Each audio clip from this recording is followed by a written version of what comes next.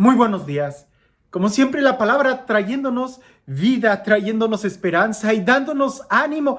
Y puedo decir que incluso nos da hasta algunos consejos y tips para poder seguir mejor, para crecer y disfrutar nuestro diario vivir.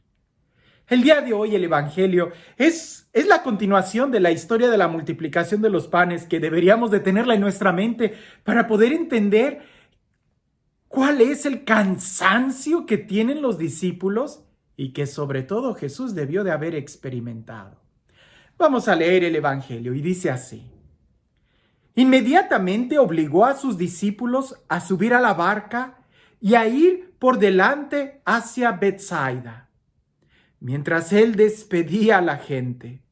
Después de despedirse de ellos, se fue al monte a orar. Al atardecer, estaba la barca en medio del mar. Él, que se hallaba solo en tierra, vio que se fatigaban remando, pues el viento soplaba en contra. Entonces, a eso de la cuarta vigilia de la noche, vino hacia ellos caminando sobre el mar e hizo ademán de pasar de largo. Pero ellos, viéndole caminar sobre el mar, creyeron que era un fantasma y se pusieron a gritar, pues todos le habían visto y estaban turbados. Pero él, al instante, les habló así: tranquilos, que soy yo, no temáis. Subió entonces junto a ellos a la barca y amainó el viento. Ellos quedaron en su interior completamente estupefactos. Y es que no habían entendido lo de los panes, pues su mente estaba embotada. Indudablemente es un texto que tiene muchas escenas. Lo primero, recuerdas que Jesús anteriormente quiere irse con sus discípulos a un lugar solitario para descansar, y cuando llegan a ese lugar está lleno de gente que los está esperando. Jesús se compadece de ellos y vuelve a iniciar el trabajo. Los discípulos se acercan a Jesús y le dicen: Maestro, ya despide a la gente porque se está atardeciendo y no tienen qué comer. Jesús les estaba hablando, Jesús les estaba predicando. Y los discípulos le dicen: ya despide a la gente. Quizás los discípulos decían: pues ya, ¿no? O sea, trabajaste allá y trabajaste aquí, pues ya. Jesús les dice a ellos que les den de comer. No tienen, y ya leímos ayer el pasaje de la multiplicación de los panes. Pues Jesús obliga a sus discípulos, dice el texto, a que se suban a la barca y a que se vayan. Quizás, quién sabe qué estarían haciendo los discípulos, porque dice que todavía no entendían lo de la multiplicación de los panes. Quizás ellos todavía estaban preocupados, consternados, estresados, llenos de, no lo sé, estrés. Una palabra tan de moda el día de hoy. Jesús los manda que se vayan a la barca, que se internen. ¿Para qué? Porque ellos necesitan vaciar su mente. Ellos sí que necesitan descansar. Entonces, los manda por delante para que Jesús despida a la gente y después ellos iban a venir a recoger a Jesús. Pero hay algo interesante. Cuando Jesús despide a la gente, Jesús se retira a solas a orar. Es que no hay mejor descanso que en la oración. Yo te puedo dar miles de testimonios porque miles de veces me ha sucedido que estoy sumamente cansado. Y cuando digo, ay, tengo que orar, no he orado, quiero orar. Y oro, totalmente descanso. Pero descanso, salgo de la oración y totalmente rejuvenecido.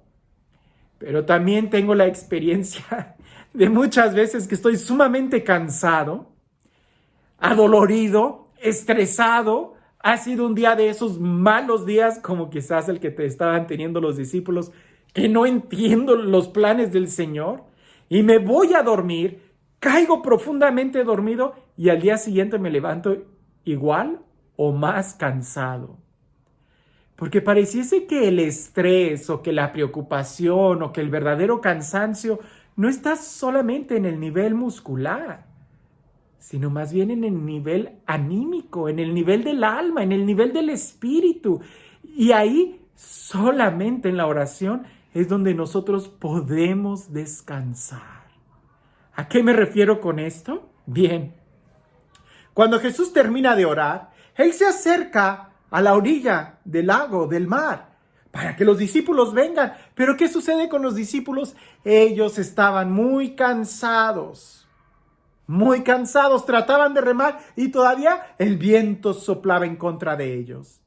Cuando alguien no tiene una vida en oración, cuando alguien no encuentra esos momentos de paz, esos momentos de amor, esos momentos de volver a cargar sus energías, no solamente está manoteando, no solamente está dando patadas de ahogado como decimos, sino que hasta el viento está en contra, sino que hasta el viento sopla en su contra.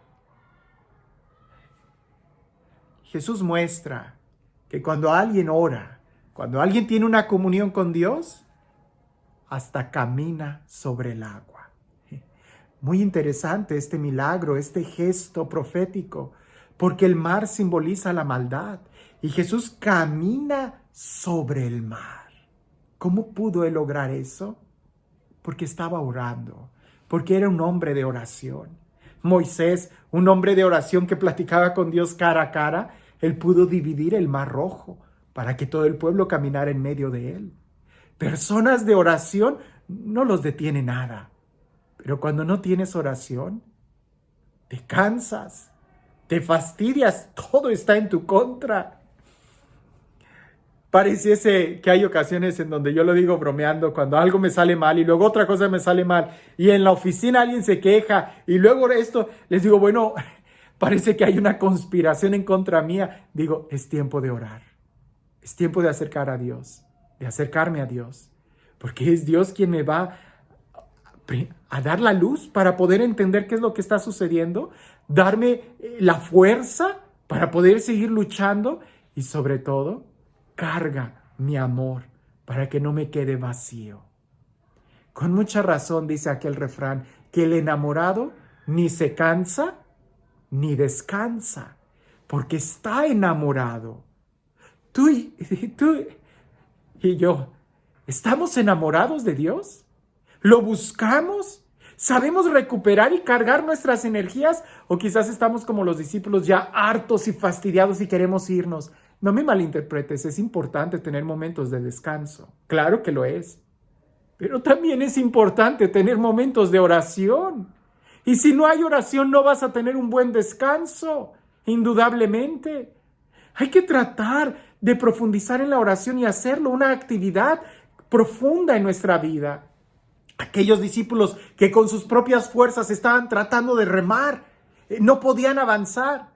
En cambio, Jesús sabe que si confías en las fuerzas de Dios, caminas sobre el agua. Y aquellos empiezan a espantar y empiezan a decir, es un fantasma. ¿Cuál fantasma? Pues sí es Jesús. Un ser humano como tú y como yo, sí es Dios. Pero un ser humano como tú y como yo, que nos enseña que si tenemos una relación con Dios, con el Padre, en oración, nada nos detendrá. Moisés también era un hombre como tú y como yo, pero con una relación íntima con Dios que nada los iba a detener. Si no tienes una relación profunda con Dios, si no tienes ese hábito de la oración, hasta el viento va a estar en tu contra. Aquellos se escandalizan, es un fantasma. No es ningún fantasma, es el poder de la oración. Aquellos todavía ni entendían lo de la multiplicación de los panes, el milagro de la multiplicación. Todavía seguían discutiendo qué fue lo que sucedió. La oración. La oración es la que hace la diferencia. Y no es tanto que la oración cambie las cosas de fuera. Aquí la clave es que la oración cambie las cosas de dentro. Y ahí es donde todo se transforma. Y este Dios, el Dios del amor, el Dios de la misericordia, el Dios de la abundancia, el Dios de la ternura, el Dios que camina sobre la tempestad, el Dios que nos ve a veces cansados, y es Él el que se acerca a nosotros cuando nosotros no podemos acercarnos a Él. Pero Él, que nunca nos obliga, sino que es solamente tierno, compasivo, y quiere amarnos, cuidarnos, protegernos, limpiarnos, sanarnos. Que que sea Él quien se acerque a nosotros cuando estemos cansados y nos bendiga en el nombre del Padre, del Hijo y del Espíritu Santo. Dicen que la diferencia entre una vida ordinaria y una vida extraordinaria es ese extra. No se te olvide orar, que con un poquito de extra que le pongas, puedes transformar algo ordinario en completamente extraordinario.